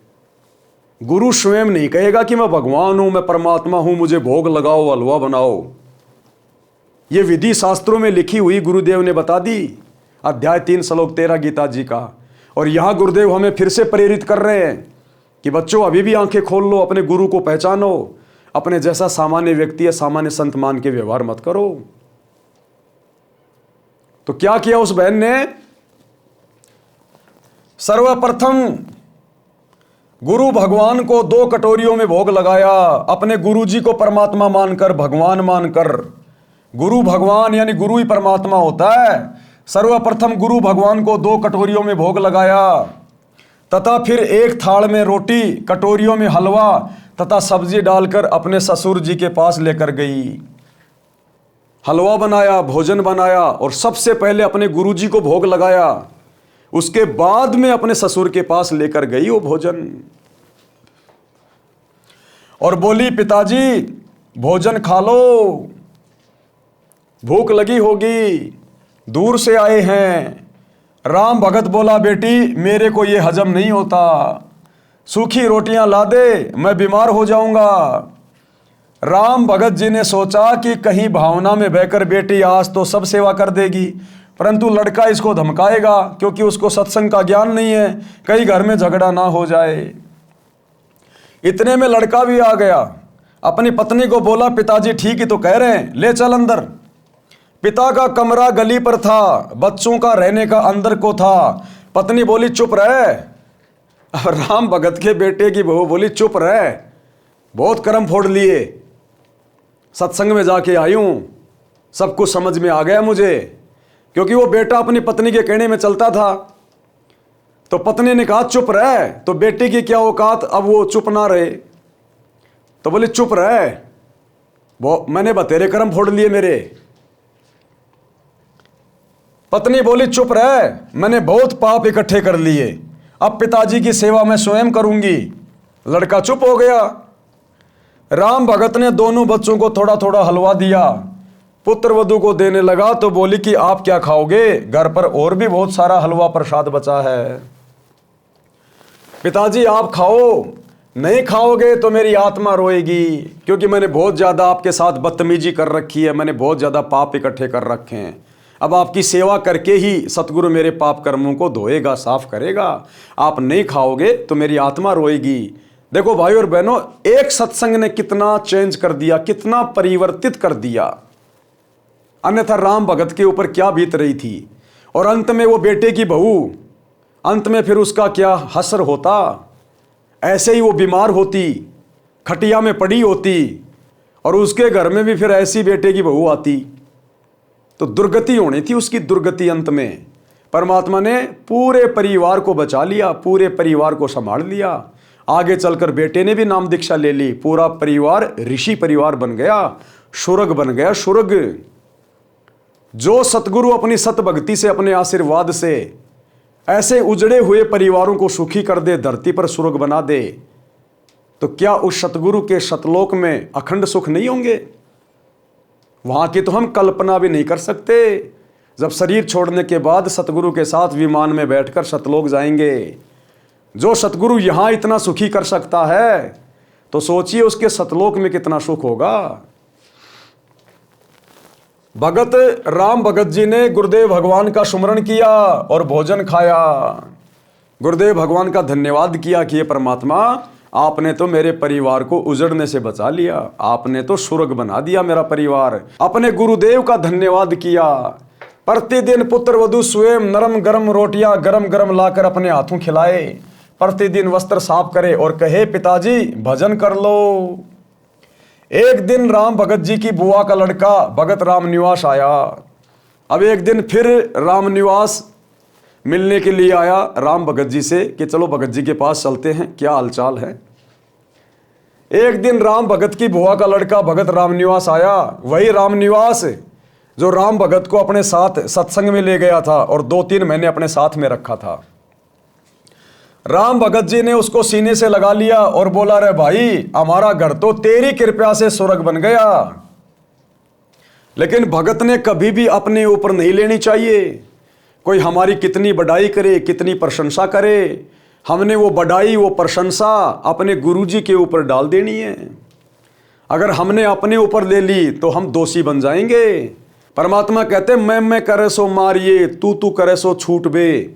इस मार में होशियार बंदा गधा बने के ऊंट बे। यदि आपने अपने ऊपर कोई चीज ले ली कि ये मैंने कर दिया, मेरे कारण तू गुरुजी से जुड़ा, मेरे कारण आज तेरा उजड़ा घर बस गया, तो परमात्मा कहते हैं धर्मराज के दरबार में उसकी पिटाई होगी। मैं करे सो मार पड़ेगी और तू करे सो छूट बे कि हे गुरुजी आपने कर दिया, हे मालिक इस दास को तो आपने निमित्त बना के भेजा। दास की क्या औकात है परमात्मा जो मैं किसी को आपसे जोड़ दूं। तो जो हर चीज अपने गुरुजी पे डालेगा कि परमात्मा आप ही सब कुछ करने वाले हो, जीव की कोई औकात नहीं है, कहते हैं वो धर्मराज के दरबार में पिटाई से छूट जाएगा। मैं करे सो मारिए, तू करे सो छूट बे। इस मार में होशियार बंदा गधा बने के ऊंट बे। और यदि अपने ऊपर लेगा कि मेरे कारण ऐसा हो गया, मैंने ये कर दिया, कहते हैं अगले जन्म में गधा बनेगा, ऊंट बनेगा, उसकी पिटाई होगी। राम भगत जी ने उसको सीने से लगा लिया और बोला रे भाई हमारा घर तो तेरी कृपा से स्वर्ग बन गया। भगत रामनिवास बोला कि मामा के बेटे रामनिवास से कुछ ना हुआ, गुरुदेव जी की शब्द शक्ति का करिश्मा है। किसकी शक्ति का करिश्मा है? गुरुदेव भगवान के वचनों का, उनकी शब्द शक्ति का। आप और मैं तो पहले इकट्ठे ने बत्ती डंडा खेला करते, मेरे करने से होता तो पहले ही हो जाता। गुरुजी कह रहे थे कि राम भगत पिछले जन्मों में भगत था, इससे घर के मोह के कारण मर्यादा में चूक बनी थी, उसके कारण इतना कष्ट उठाया है। अब ये मां दुखी हो चुका था तब तेरे साथ आया है, नहीं तो आप कितनी बार राम भगत से पहले कह चुके थे कि सत्संग में चल, परंतु मोह माया में अंधा हो चुका था। ये कष्ट और पुत्र वधू का व्यवहार इसके लिए वरदान बन गया। ये कष्ट और बेटा बेटी का वो बुरा व्यवहार इसके लिए वरदान बन गया कि अंदर ही अंदर दुखी होकर, बाहर तो केवल दिखावा कर रहा था कि मुझे कोई दिक्कत नहीं है, मेरा बेटा बेटी बहुत अच्छे हैं, लेकिन अंदर तो जो कष्ट था, जो पीड़ा थी वो होनी थी। तो अंदर ही अंदर दुखी था उनके व्यवहार से। और उसी दुख के कारण कि मैंने बचपन से बच्चे को पाला पोसा, आज मैंने बुढ़ापे में इससे उम्मीद लगाई और दोनों मेरे साथ में अच्छा व्यवहार नहीं कर रहे हैं, इस दुख के कारण भगत रामनिवास के साथ में वो सत्संग में गया था, अन्यथा सत्संग में नहीं जाता।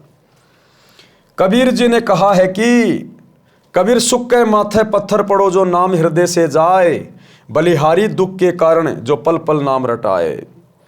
गुरुदेव भगवान कहते हैं कि अपने गुरु से, अपने परमात्मा से ज़्यादा सुखों की डिमांड मत करना, ज़्यादा भौतिक इच्छाओं की डिमांड मत करना। ये सुख तुम्हें भक्ति और भगवान से दूर कर देगा। ये पहला नियम बताया परमात्मा ने। सुखी होते ही सबसे पहले जीव भगवान को भूलता है, भक्ति मर्यादाओं में गफलत करने लगता है। तो परमात्मा कहते हैं बाढ़ में जाओ, ऐसा सुख पत्थर पड़ो उसके ऊपर, कि सुख के माथे पत्थर पड़ो जो नाम हृदय से जाए, और बलिहारी उस दुख के कारण जो पल पल नाम रटाए। कि ऐसा दुख मेरे लिए वरदान जो मुझे भगवान से जोड़ दे, मैं कुर्बान जाऊं ऐसे दुख के ऊपर। और परमात्मा हल्का हल्का कष्ट, हल्का हल्का दुख भक्ति करवाने के लिए आप हमें देते रहिएगा। तो भगत ने कभी भी अपने गुरुदेव भगवान से सांसारिक सुखों की डिमांड नहीं करनी चाहिए, क्योंकि हम जो भक्ति कर रहे हैं ये देवी देवताओं की नहीं है, किसी आधे अधूरे बहरे देवी देवताओं की नहीं है, भगवानों की नहीं है। ये डमी गॉड की भक्ति नहीं है, रियल गॉड की भक्ति है। और रियल गॉड अंतर्यामी है, हमें कब किस चीज़ की आवश्यकता है उसको सब पता है। अगर हम उसकी मर्यादा में रह के भक्ति करेंगे, वो समय पर हमारी हर इच्छित आवश्यकताओं को पूरा करता रहेगा, मांगने की जरूरत नहीं है। तो गुरुदेव कहते हैं कबीर सुख के माथे पत्थर पड़ो जो नाम हृदय से जाए, और बलिहारी व दुख के जो पल पल नाम रटाए। भावार्थ, हे परमात्मा इतना सुख भी ना देना जिससे तेरी भूल पड़े। जिस दुख से परमात्मा की पल पल याद बनी रहे, वैसे दुख सदा देते रहना। मैं बलिहारी जाऊं उस दुख को जिसके कारण परमात्मा की शरण मिली। भगत राम भगत जी ने भगत रामनिवास जी से कहा कि अब के सत्संग में बेटे प्रेम सिंह को ले जाना, इसका भी उद्धार हो जाएगा। अगले सत्संग में जो 1 महीने पश्चात होना था, भगत रामनिवास जी आए और प्रेम सिंह को अपने घर ले जाने के बहाने ले गए। घर से सत्संग में ले गए। 3 दिन तक आश्रम में रहे, सत्संग सुना, अन्य पुराने भक्तों से उनकी आप बीती सुनी तो सत्संग के रंग में रंग गया। भगत राम भगत जी का परिवार एकदम बदल गया। भक्ति सेवा करके कल्याण को प्राप्त हुआ। तो भाई और बहनों, घर किस किनारे पे था? उजड़ने के किनारे पे। राम भगत का आगे का जीवन यदि परमात्मा उस पर दया ना करते, रामनिवास को निमित्त बनाकर अगर सत्संग में ना लाते, तो भगत राम भगत का बुढ़ापा, उसका आगे का जीवन नरक से कम नहीं था, नरक से कम। और ना उसके बेटा बेटी का व्यवहार चेंज होता, उनको शरण नहीं मिलती गुरु जी की, जिस कारण से उनके बेटा बेटी भी बिगड़ जाते, उनमें भी वही कुसंस्कार पैदा होते चले जाते और नस्लें बिगड़ जाती, पीढ़ियां बिगड़ जाती। लेकिन एक व्यक्ति ने समझदारी दिखाई, राम भगत ने सतगुरु की शरण ग्रहण कर ली, सतगुरु के सत्संग वचन सुने, भक्ति शुरू कर दी। उस एक भगत के कारण परमात्मा ने पूरे परिवार को स्वर्ग बना दिया, स्वर्ग। तो इसी प्रकार भाई और बहनों, अभी आप लोग जो सतगुरु रामपाल जी की शरण से दूर हैं, आप लोग जो ये सोच के बैठे कि बस हमारा बेटा नौकरी लग गया, बेटी नौकरी लग गई, बहुत बड़ा अधिकारी बन गया, अरे बड़े बड़े मुख्यमंत्री जेलों में पड़े हैं, आपको तो केवल छोटा मोटा अधिकारी लगा है, मुख्यमंत्री तक जेल में चले जाते हैं। ये सब अपने अपने संस्कारों का कारण है। पाप और पुण्य के कारण सारा खेल हो रहा है यहां पर। अगर अपने जीवन में संस्कारों से ज्यादा चाहते हो, अच्छा चाहते हो, अपने भाग्य में कुछ परिवर्तन चाहते हो, आने वाले संकटों से छुटकारा चाहते हो, जिन संकटों के विषय में आपको नहीं पता कब आपके घर पे बिजली गिर जाए, आप लोग तो खुशी खुशी बेटा नौकरी लग गया, पूरे परिवार को लेके किसी बाबा जी के दर्शन करने जा रहे, पहाड़ों पे, मंदिरों में, तीर्थों पे, और रास्ते में गाड़ी एक्सीडेंट हो गई। जैसे दुनिया कुंभ के मेले में अपने पाप कटवाने जा रही थी, वहां भगदड़ मच गई, दुनिया खुद ही कट गई। अगर वे आत्माएं सतगुरु की शरण में होती तो पहली बार तो इन तीर्थों पे धक्के खाने नहीं जाती। उनको पता चल जाता कि शास्त्र अनुकूल भक्ति साधना क्या है। इस प्रकार इन तालाबों में, नदियों में नहाने से, धोने से पाप नहीं कटते। और वे आत्माएं सतगुरु की शरण में आके सत भक्ति करती, ये मनमाने आचरण करने से बचती, उस भीड़ में जाने से बचते, और आज वो मृत्यु को प्राप्त ना होते। तो सतगुरु की भक्ति से हमारे संस्कार भी कटते हैं, हमारे जीवन में परिवर्तन होता है, विचारों में परिवर्तन होता है। सतगुरु अपने आशीर्वाद से भगत का परिवार सेट कर देता है। इसलिए गुरु की शरण की आवश्यकता होती है। लेकिन नकली गुरुओं की शरण से, उनके सत्संगों से कोई परिवर्तन नहीं होता, कोई बदलाव नहीं होता। सच्चे सतगुरु की शरण ग्रहण करनी पड़ेगी। और आज आप सभी का परम सौभाग्य है, सच्चा सतगुरु। सतयुग से ऋषि महात्मा जंगलों में जा के मर गए, एक एक पैर पे खड़े होकर तपस्या करके गड़ गए। आज तक ये सतगुरु और इसकी सत भक्ति नसीब नहीं हुई। और आज इस कलयुग की पिछली पीढ़ी में चूंकि ये भक्ति युग शुरू हो चुका है, आप और हमें मनुष्य जन्म प्राप्त है, सतगुरु धरती पे प्रकट है। परम सौभाग्य है आप और हमारा।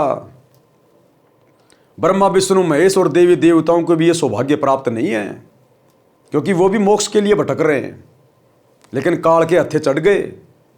यहाँ नकली साधना करके चले गए, नकली गुरुओं के शरण में दान पुण्य करके चले गए, दुनिया भर के भंडारे और कंबल बांट के चले गए।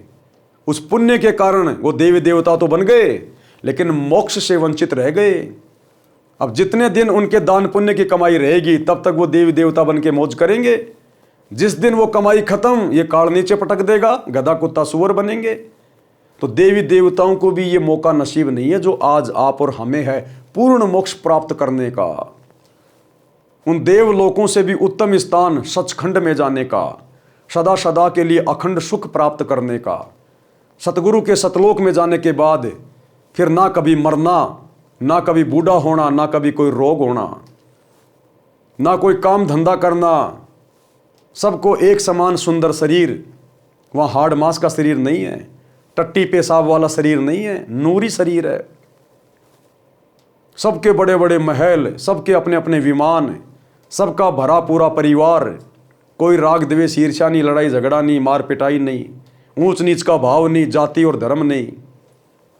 वहां केवल आनंद ही आनंद, वो सुख सागर है, सुख सागर।